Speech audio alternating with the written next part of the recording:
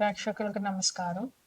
శుక్లాం భరధరం విష్ణుం శశివర్ణం చతుర్భుజం ప్రసన్నవదనం ధ్యాయేత్ సర్వవిఘ్నోపశాంతయే. అగజా ఆనన పద్మార్కం గజానన మహర్నిశం అనేకదంతం భక్తానాం एकदन्तमुपास्महे एकदन्तमुपास्महे. ఓం శ్రీ గురుభ్యో నమః. ఓం శ్రీ మాత్రే నమః. ఓం శ్రీ సరస్వత్యై నమః. మార్చి నెల మాస ఫలాలు మనం ఇప్పుడు చెప్పుకుందాం. మార్చి నెలలో మనకి ముఖ్యమైన పండుగ ఉగాది. అంటే మన తెలుగు కొత్త సంవత్సరం ప్రారంభం అవుతుంది. మార్చి నెల 29వ తారీఖున మనకి ఉగాది చైత్రమాసం శుక్లపాడ్యమి మొదలవుతుంది. తదుపరి ద్వాదశ రాశిలో తదుపరి రాశి కన్యారాశి. కన్యారాశికి అధిపతి బుధుడు. కన్యారాశిలో ఉత్తర 2, 3, 4 పాదాలు, హస్త 1, 2, 3, 4 పాదాలు, చిత్త 1, 2 పాదాలు ఉంటాయి. ఈ రాశికి అధిపతి బుధుడు. కన్యా రాశికి మార్చి నెలలో ఎలా ఉంటుంది, అనుకూలంగా ఉందా ప్రతికూలంగా ఉందా అనేది ఇప్పుడు నేను చెప్తున్నాను. కన్యా రాశి గోచారంలో కన్యా రాశిలో కేతువు స్థితి పొంది ఉన్నాడు. తర్వాత కుంభంలో రవి శని ఉన్నారు. మీనంలో రాహువు శుక్రుడు బుధుడు ఉన్నారు. వృషభ రాశిలో గురువు ఉన్నారు. మిథున రాశిలో కుజుడు ఉన్నారు. అందువల్ల వీరికి చాలా అద్భుతమైన కాలం, అత్యున్నతమైన కాలం అని చెప్పవచ్చు. ఉద్యోగస్తులకి అత్యున్నతమైన కాలం. వాళ్ళకి మంచి ప్రమోషన్లు, అధికారుల అనుగ్రహము, మంచి ఇంక్రిమెంట్లు, వాళ్ళ కోరుకుని ఉన్నతమైన పదవులు వస్తాయి ఉద్యోగస్తులకి. అట్లాగే వ్యాపారస్తులకి చాలా బాగుంటుంది. వ్యాపారంలో 3 పువ్వులు 6 కాయలుగా వాళ్ళ వ్యాపారం వర్ధిల్లుతుంది. ఏ రకమైన వ్యాపారం అయినా ఈ రాశి వారికి ఈ నెలలో చాలా బాగుంటుంది. అయితే వీళ్ళకి అకాల భోజనం మూలంగా కొంచెం అనారోగ్యం వచ్చే ఇది ఉంది. అకాల భోజనం సూచిస్తున్నాయి పరిస్థితులు.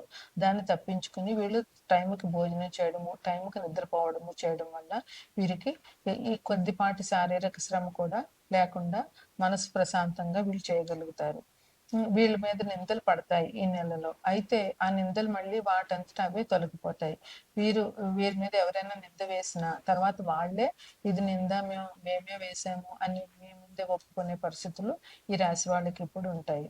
కుటుంబ జీవితం వీళ్ళకి చాలా బాగుంటుంది. కుటుంబంలో అందరూ పరస్పరం అవగాహన ఉంటుంది. ఒకరికొకరు మాట వినడము, ఒకరినొకరు సహకరించుకోవడము చాలా బాగుంటుంది. అందువల్ల కుటుంబ సౌఖ్యం ఈ రాశి వారికి చాలా బాగుంది. ఒకవేళ వీళ్ళకి ఎవరైనా సోదరులతో గొడవలు ఉంటుంటే ఇది వరకు అవి ఇప్పుడు సమసిపోతాయి. అంటే వాళ్ళు పాత గొడవలన్నీ మర్చిపోయి సోదరులు అందరూ కూడా కలిసిమెలిసిపోయే అవకాశం ఈ నెలలో వీళ్ళకి చాలా ఉంది.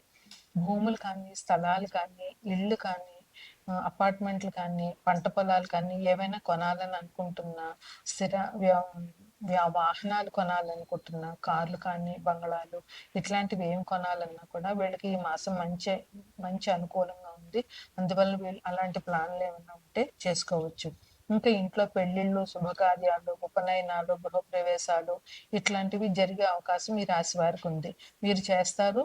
మీరు కూడా ఏవైనా వివాహ శుభకార్యాలకి అటెండ్ అవ్వడం జరుగుతూ ఉంటుంది. తీర్థ యాత్రలు చేస్తారు, పుణ్యకార్యాలు చేస్తారు.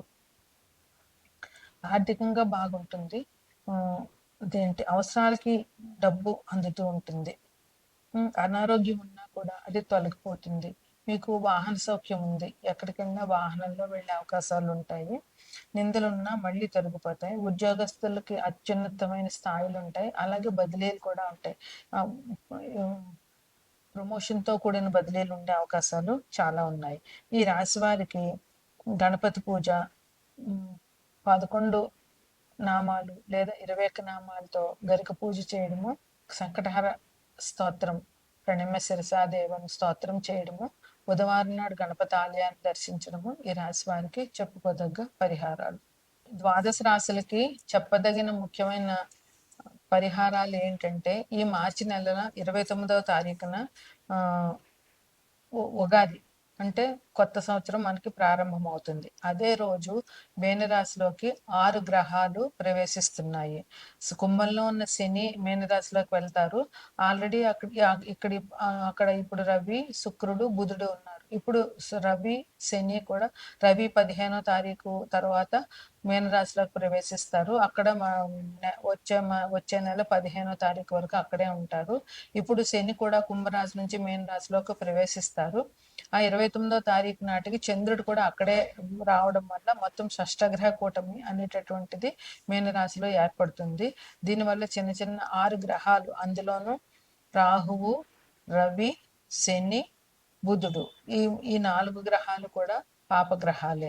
శుక్రుడు, చంద్రుడు మాత్రమే మంచి గ్రహాలు. అందువల్ల ఆ 4 పాపగ్రహాలు మీనరాశిలో సంచరించడం వల్ల కొంచెం ఇబ్బందులు అనేటటువంటివి ఆ రాశి వారికి, ఆ రాశి ముందు వెనక రాశుల వారికి ఇబ్బందులు ఉంటాయి. అందువల్ల ఈ రాశిలో ఉన్న ఈ మీనరాశి వారు కానీ అసలు అందరూ కూడా ఉగాది సంవత్సరం మొదలవుతోంది కనుక కొత్త సంవత్సరంలో వీళ్ళు అందరూ దేవాలయానికి వెళ్ళి దేవుణ్ణి పూజించడము, అందులోనూ ఈసారి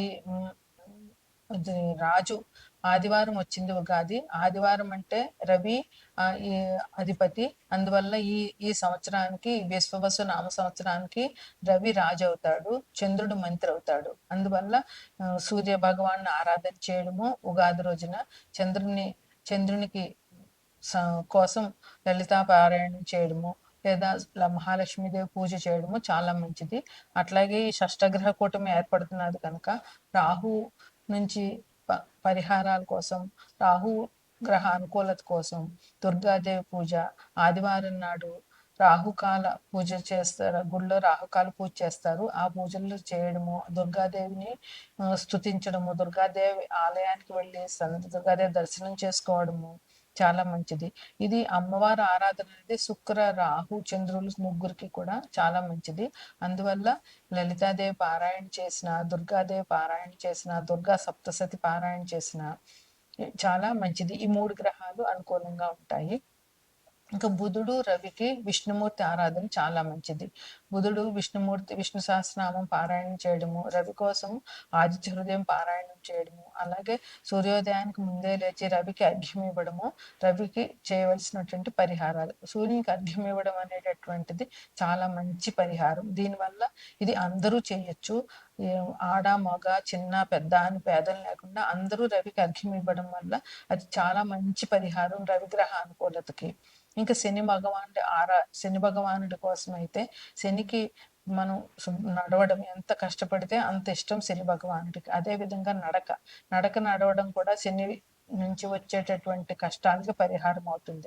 అందువల్ల నడవడము, పెద్దవాళ్ళని గౌరవించడము, ఇంట్లో తల్లిదండ్రులను పూజించడము, వృద్ధులకి ఏదైనా సేవ చేయడము, అలాగే ఇంట్లో బాత్రూమ్లు క్లీన్గా ఉంచుకోవడము, శివారాధన, శివుడికి అభిషేకం చేయడము, శివుని గుడి దర్శనం చేసుకోవడము, ఆంజనేయ స్వామికి హనుమాన్ చాలీసా పారాయణ చేయడము, హనుమాన్ గుళ్ళో ప్రదక్షిణాలు చేయడము శనికి పరిహారాలుగా చెప్పవచ్చు. అందువల్ల ఈ గ్రహాల వల్ల వచ్చేటటువంటి అననుకూలతను తప్పించుకోవడానికి దైవారాధన ఒక్కటే మనకి శరణ్యము. అందుకని అందరూ నేను చెప్పిన పరిహారాలు చేసి అభివృద్ధిలోకి వచ్చి ఈ కొత్త సంవత్సరాన్ని ఆనందంగా గడపాలని కోరుకుంటున్నాను. ప్రేక్షకులందరికీ కూడా విశ్వవసు నామ సంవత్సర శుభాకాంక్షలు. నమస్కారం.